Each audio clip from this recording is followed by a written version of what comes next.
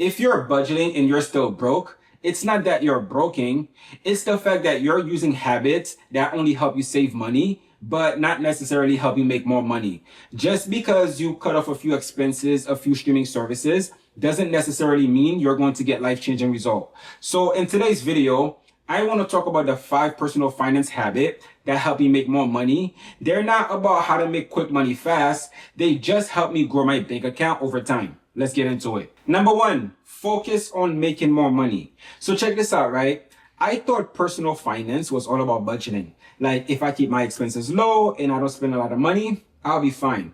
But the problem was I wasn't getting better. I was just getting better at surviving. And it didn't matter how hard I tried saving money.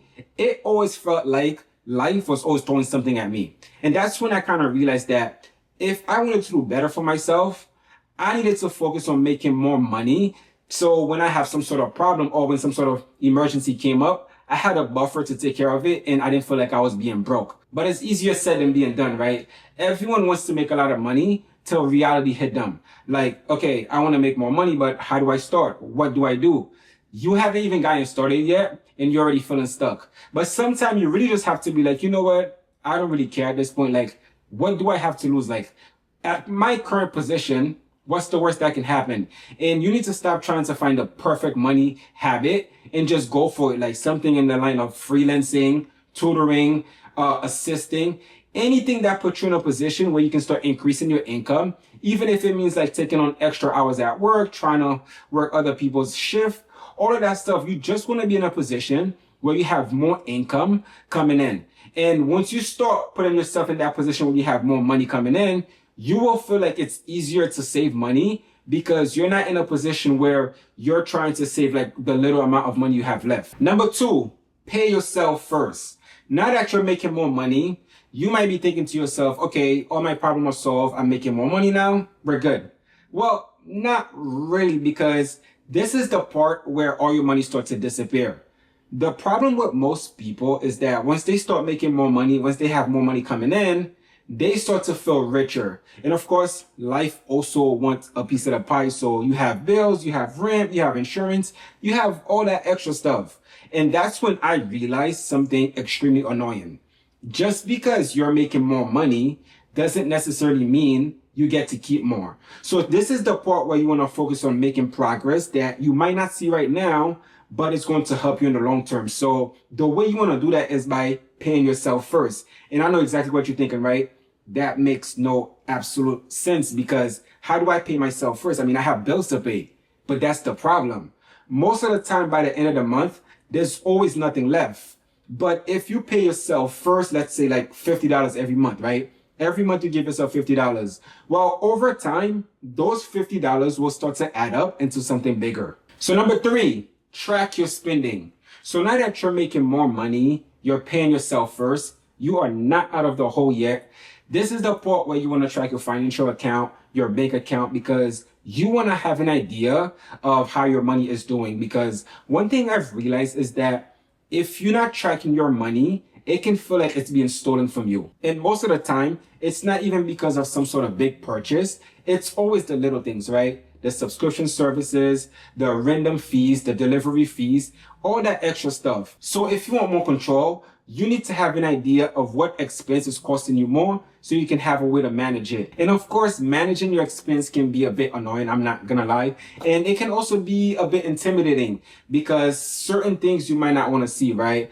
But avoiding confrontation is not going to help out the situation. If anything, it's going to make it worse. So my advice to you would be something like, try tracking once a week so it can feel less overwhelming. And when you do track, do it by categories. For example, right, if you have your fixed expenses, we're talking about your car bills, your rent, and so on. And if we have your variable expense, we're talking about phone bills, we're talking about credit card and all that stuff.